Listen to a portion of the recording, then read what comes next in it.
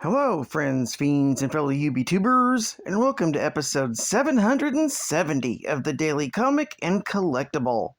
Today, the collectible of the day is the HASBRO Toys, Marvel Comics, Marvel Legends series, Super Villains line, XEMNU Build-A-Figure Wave, Marvel's Arcade action figure. A brilliant assassin with shadowy origins, Arcade makes up for his lack of physical strength with a keen intellect and a vast personal fortune. This 6-inch scale Marvel Legends series action figure of the villainous assassin Arcade is inspired directly from the character in Marvel Comics, right down to his white suit and bow tie. This 1/12 scale figure of Arcade features a premium detail, intricate design, and even hand-painted deco. This Legends figure also features advanced posability with premium articulation for advanced posing and displaying. With Arcade's advanced articulation, he would make a great addition to your Marvel Villains collection. This figure is also part of the XEMNU Build-A-Figure wave. Collect the series to create your own XEMNU action figure. Box contents include the Arcade action figure, 2 interchangeable heads, one with long hair and one with short, his staff, walking cane, and the XEMNU Build-A-Figure piece. This figure comes in a collector's friendly window display box and was released in 2021 by HASBRO Toys. Now, the comic of the day is Uncanny X-Men, Volume 1, Issue number 197, with a cover date of September 1985, with story by Chris Claremont, art by John Romita Jr., and cover by John Romita Jr. This issue is titled, To Save Arcade? The story opens with Colossus, who's being plagued by a nightmare, where he crashes in on himself and Kitty aboard the Starjammer. Battling himself, his opponent is then sucked out through a hole burst in the hull of the ship. But Peter manages to save Kitty. However, to his shock and dismay, she transforms into an alien brood warrior. Fleeing for his life, he runs into his ex-girlfriend Zaji, who turns into a grim specter of death. Fleeing her as well, he finds himself on the family farm on the day that he saved his sister from an out-of-control tractor. Saving her, he's shocked to see that his sister is some demonic creature. The 3 women then gang up on him and tell him that he failed to save them, cutting him with acidic touches, which causes him to wake up in a scream. Colossus soon realizes that he's not in his room at all, in the X-Mansion, and that Kitty is in the next bed, just waking up from sleep as well. To their surprise, they have been captured by their old foe, Arcade. Meanwhile, in Anchorage, Alaska, Scott Summers answers an important phone call from Moira McTaggart about Professor Xavier.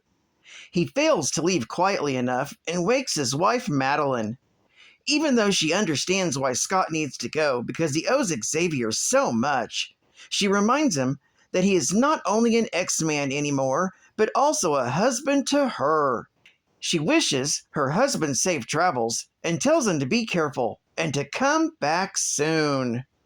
Meanwhile, back in Murder World, Arcade has Shadowcat and Colossus sit down for a meal, when suddenly they're attacked by a Hunter-Seeker missile.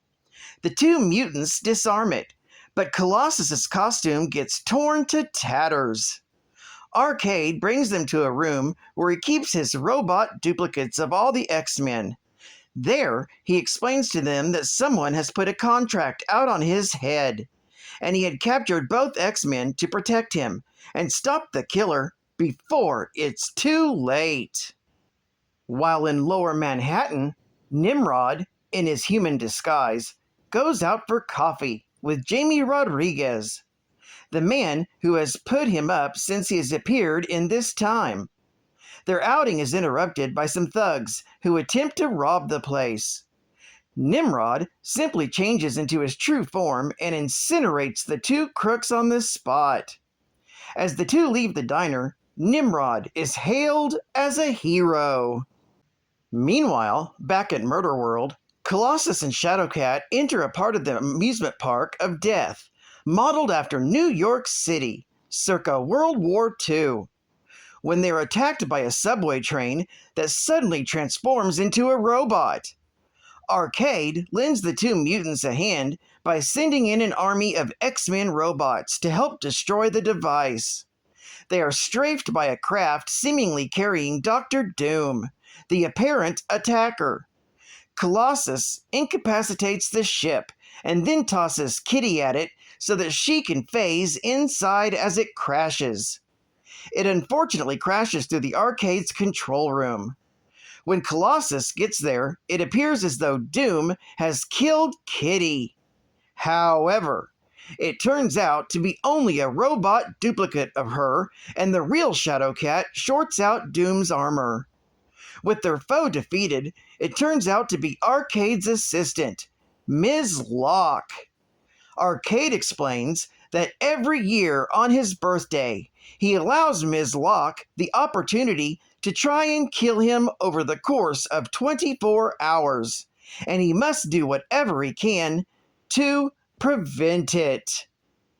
Having cheated death for another year, Arcade allows the two confused X-Men to leave. As they walk home, Kitty and Colossus realize that even though their relationship ended months ago, they are at the beginning of a brand new friendship. Lastly, in Africa, vultures land near Storm's body. However, she is far from dead. She suddenly bolts up and swats at the birds and dares them to come back and claim her while she's still alive. This story is continued in the Uncanny X-Men, issue number 198. Geek Fact.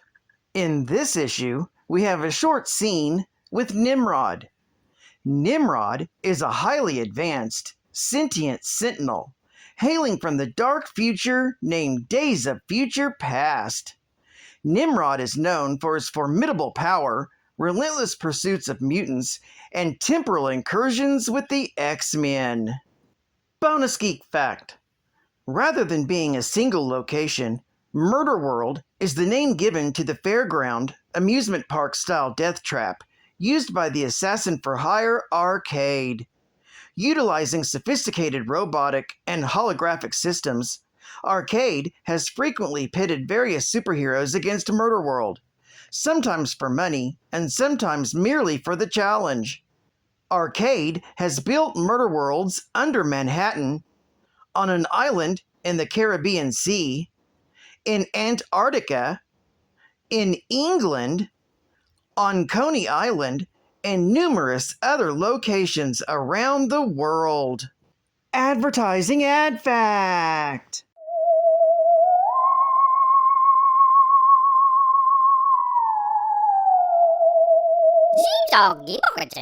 You want Reese's Pieces, do you?